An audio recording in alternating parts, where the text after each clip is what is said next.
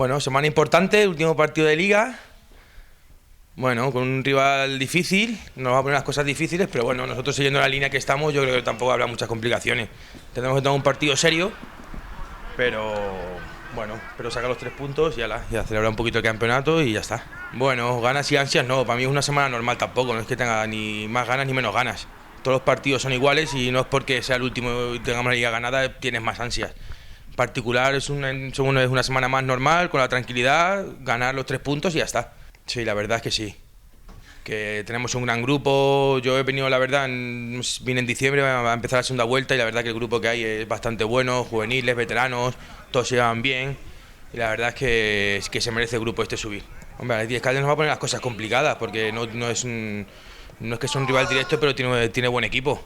Pondrá las cosas complicadas, pero bueno, nosotros llevando la línea que llevamos y la dinámica que llevamos, los 3 puntos los sacaremos. Pero que es un partido difícil, está clarísimo, como el de la semana pasada, que también era difícil, pero mira, con actitud, con ganas y con trabajo ganamos.